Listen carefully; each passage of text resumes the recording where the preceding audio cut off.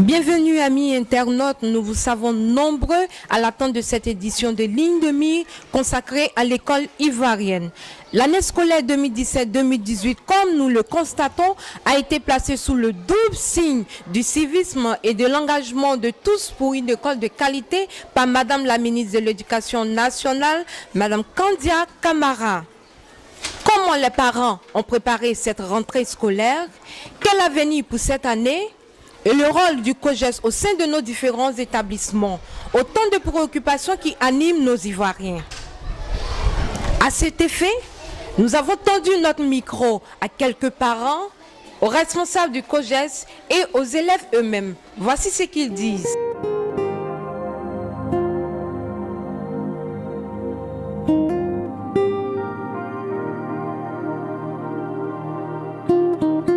Bonjour, je suis Mélissa Aoussi, parente d'élèves à l'école Clairefontaine.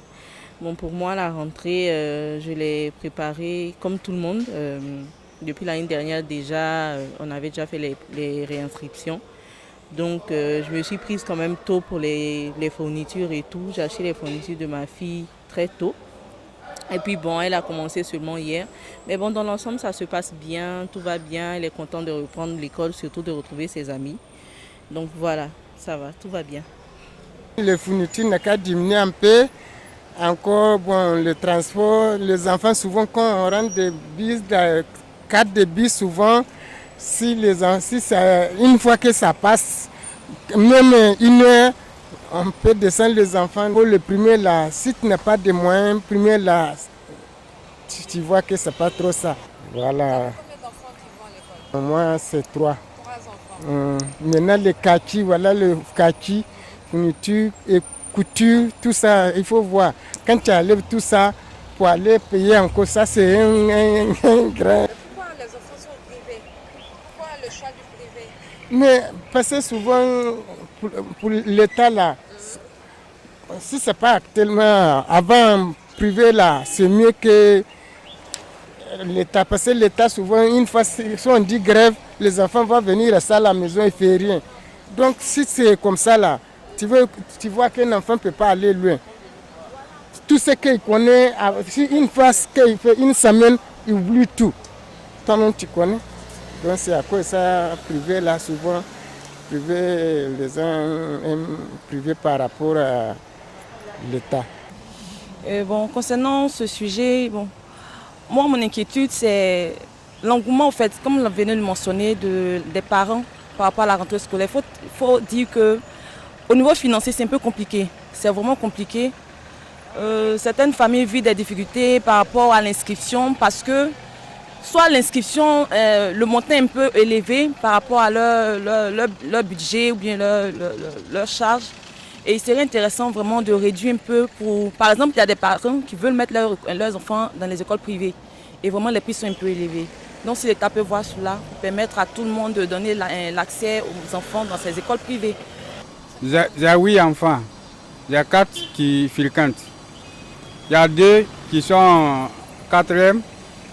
Et puis, il y a un qui est à CD. Il y a un qui est à CPD. Il n'y a pas l'argent, on n'arrive même pas à s'en sortir. Voilà mon 3e fois pour aller inscrire l'enfant là, je n'arrive pas.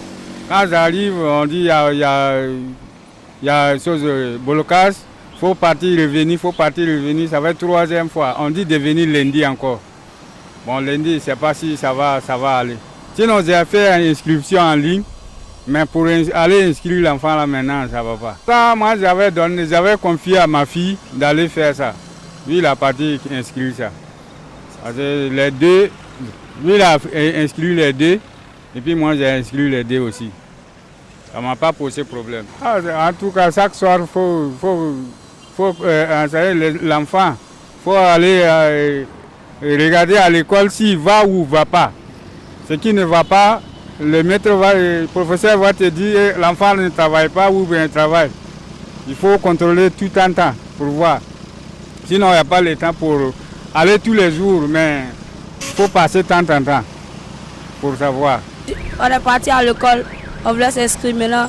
On nous a dit qu'il y avait des faits 6 et ils disent qu'on ne peut pas s'inscrire, les inscriptions sont trop chères. Donc, on va revenir. C'est ça, on est reparti aujourd'hui.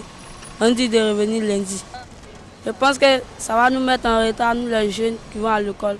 Donc, non, on veut leur dire d'arrêter ceci car ce n'est pas bon. Je vais demander à la Tata Kandia de permettre que tous les enfants de Côte d'Ivoire partent à l'école et en bonne sécurité.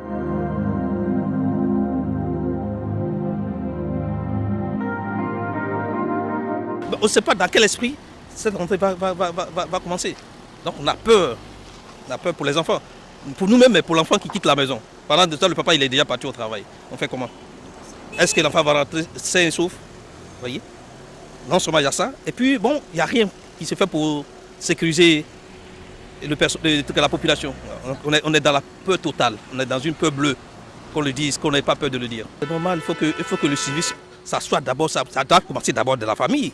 D'abord, il faut que c'est ce qu'on appelle l'éducation de base. Si les parents ont mal éduqué les enfants, et puis ils ont une mauvaise fréquentation, c'est tout à fait normal que on paye. Donc maintenant, c'est aux parents de veiller sur les enfants, pas de phénomène de microbes. On ne sait pas qui est microbe. Moi, je peux devenir du jour au lendemain microbe. C'est dangereux.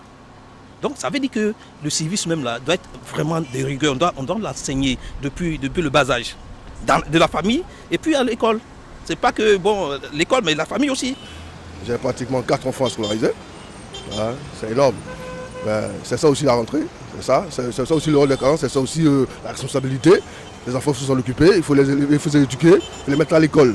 C'est essentiel, c'est un droit pour les enfants. Et c'est un devoir aussi pour les parents. Et donc chaque parent, il appartient à chaque parent de préparer sa rentrée, de préparer la rentrée de façon correcte. Et puis quelle que soit la date, toujours est-il qu'on va rentrer. Vu que ça va se faire, donc il faut se préparer et puis l'aborder de façon correcte, sans problème. Pour la qualité aujourd'hui, il y a tellement de grèves maintenant, tellement de perturbations que ça perturbe l'école. Ça perturbe l'école et quand c'est comme ça perturbe les enfants. Vous savez, nos enfants maintenant, ils sont peu enclins aux études, ils sont tellement portés sur les jeux, sur les NTIC, tout ça, donc ça fait qu'ils ne sont pas trop rares sont les enfants maintenant qui sont trop concentrés comme à notre époque, comme il y a quelques années en arrière. Donc maintenant de plus en plus il faut qu'on aille à l'école. Quand ça perturbe les enfants, quand il y a trop quand c'est trop entrecoupé, chaque fois quand c'est comme ça c'est pas bon. C'est pas bon. Donc la qualité d'abord ça commence par le suivi des enfants, l'encadrement des enfants à la maison. Le suivi aussi des enseignants qui doivent éviter les perturbations. Donc il faudrait qu'il y ait peut-être une concertation entre les enseignants et puis le gouvernement pour éviter que chaque fois il y a des grèves. Et quand il y a des grèves ça perturbe. Ça perturbe les enseignants, ça perturbe l'enseignement et quand c'est comme ça perturbe les enfants. C'est certain qu'à la longue, la qualité va baisser. Voilà, parce qu'il ne faut pas faire les programmes de cours, le cours ça se suit. On a été tous élèves. Donc l'école c'est un suivi, c'est un tout. On ne va pas à l'école à moitié. L'école c'est un tout, c'est tout un programme. C'est 9 mois de cours. C'est par rapport aux standards internationaux, c'est par rapport à un environnement. Nous sommes dans un conseil des nations. Nous sommes pas, la Côte d'Ivoire n'a pas son école à part, et puis les autres pays n'ont pas l'école à part. C'est un ensemble. Parce qu'il y a certains élèves par exemple, qui quittent la Côte d'Ivoire pour aller étudier ailleurs. Donc c'est avec un bagage ici qu'ils y vont. Donc il faudrait qu'ils aient le bagage assez essentiel pour pouvoir défendre la Côte d'Ivoire ailleurs. Bon, la situation, nous la vivons avec sérénité, puisque le pays a retrouvé son calme, tout se passe bien. Principalement, il n'y a pas de problème. On a commencé les inscriptions comme convenu depuis le 4 et on a été perturbé par la visite de nos voisins de la FECI. Ils sont venus nous dire d'arrêter. Le motif avancé ne nous a pas convaincus, mais étant en situation d'insécurité, on était obligé de suspendre, permettre aux enfants de rentrer le premier, le lundi, et puis après poursuivre les inscriptions. Voilà un peu la décision que le chef de l'établissement a prise en collaboration avec les parents d'élèves. C'est difficile d'expliquer parce que la FECI ne s'est pas adressée à nous pour nous dire leurs préoccupations. Nous, on était dans les salles, on a commencé les inscriptions et puis tout se déroulait normalement comme d'habitude. Et puis on est arrivé, on dit fermez, et puis tout le monde a fermé, parce que comme on avait en notre possession des sous, il fallait faire très attention. Donc cet argent a été transféré à la banque, et puis on a sécurisé l'école, on a fermé. Le directeur d'établissement qui était en réunion avec Madame la ministre s'est rapidement dépêché sur le terrain pour constater les faits, et puis nous dit de surseoir pour que la sécurité soit rétablie, pour qu'on reprenne sereinement lundi matin. D'abord, les jeunes de la FECI on n'a pas de problème particulier avec eux. Mais quand vous voulez associer quelqu'un avec un mouvement de grève, il faut les prévenir, dire les motivations pour que peut-être on peut les appuyer dans leur mouvement. Ou bien dire non, on n'est pas d'accord. Mais vous arrivez, non, vous ne tenez pas compte de tout ce qui se passe. Ils ont même soutiré des sous aux gens. Bon, on dit c'est la FESI, mais moi-même je ne suis pas certain que ce soit la FESI. C'est des vandales. Voilà. Donc nous, notre préoccupation, c'est que le calme revienne, que la sécurité soit rétablie dans l'espace scolaire pour nous permettre de... Sinon, nous, on est en phase avec le gouvernement. Voilà. École de qualité. Et les résultats de notre établissement le prouvent. Depuis 3 ans, nous ne faisons que nous ne sommes qu'en progression par rapport aux résultats. Au BPC, on a fait 82. Au bac, on a fait 80%. Bon. En tant que parent d'élèves, je suis le plus heureux des parents d'élèves de Côte d'Ivoire. Voilà. Bon, ce thème-là, il colle avec les réalités que nous vivons à l'école. Il faut que les parents participent à l'entretien de l'école, à la surveillance, à voir même ce qui se passe. Moi, aujourd'hui, je suis devenu un enseignant à la limite, puisque je sais les réalités que vivent les enseignants, les réalités que vivent même le système éducatif en tant que tel. Il y a des trucs où nous sommes obligés d'appuyer. Regardez, vous voyez ce préau qui est là, c'est les parents d'élèves qui ont construit. Mais c'est un constat qu'on a fait. On a fait un constat que les élèves ont besoin de s'abriter. Les salles de classe ont été construites par le gouvernement, certes, mais nous, notre apport aussi permettrait d'apprécier, d'aider le gouvernement à avancer. Et il y a des petites choses, des robinets qui se cassent en cours d'année, il y a des trucs des fenêtres qui s'enlèvent. Parfois, les élèves, vous savez, ils sont 4000 dans cet espace. Il y a parfois des débordements et il y a des choses qui se gâtent. Bon, tout de suite, le gouvernement n'a pas 10 000, 50 000, 100 000 pour régler. Donc, les parents viennent en appui. Nous, on est là pour aider l'école à marcher. Et cette école-là, pour ceux qui la connaissent, avait une mauvaise réputation. Mais depuis 4 ans que le nouveau proviseur est venu, vraiment, moi, en tout cas, je suis le plus heureux des parents d'élèves. On a commencé à 72, on a 82. Bon, j'espère que l'an prochain, c'est 100%. Voilà. Mais l'école de qualité, tout le monde y souscrit. Je voudrais remercier Mme la ministre, à travers vous, pour les dispositions qu'elle prend pour améliorer la qualité de l'enseignement. Ici, c'est la rigueur. Je veux vous donner un petit secret. On est en train de mettre un salon de coiffure. Ça, c'est les parents d'élèves qui ont décidé de mettre un salon de coiffure devant l'école, c'est-à-dire à l'intérieur. Si vous arrivez que vous n'êtes pas coiffé, au lieu de vous faire retourner à la maison, allez vous coiffer, nous, on vous coiffe ici pour vous permettre de rentrer au cours. Tout ça pour aider l'école. Ici, quand vous n'êtes pas fourré, allez-y à la maison, allez acheter une ceinture. Quand vous êtes mal habillé, débraillé, pantalon tuyau, allez-y. Et le règlement intérieur ici a été fait de manière consensuelle. Les parents, les élèves, l'administration et le ministère. Donc aujourd'hui, là, moi je suis dans une école. Peut-être qu'ailleurs, il y a d'autres problèmes. Mais ici, pour le moment, ça va. Le problème de COGES, effectivement, nous sommes dans une plateforme. Je parle de la DREN Abidjan 1. Nous sommes dans une plateforme qui a commencé à réunir un certain nombre de COGES. Nous sommes 14-15 dans la DREN Abidjan 1. Nous sommes mis en collectif, en plateforme, pour échanger des expériences des uns et des autres.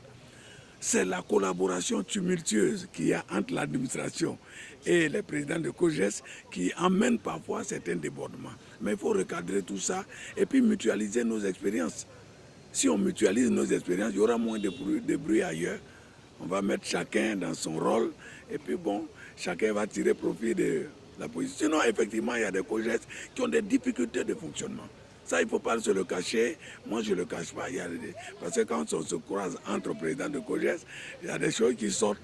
Mais on peut mutualiser nos efforts. Moi, pourquoi ici ça marche et qu'ailleurs, ça ne peut pas marcher. Donc moi, je vais essayer de contaminer les autres, leur dire voilà ce que je fais.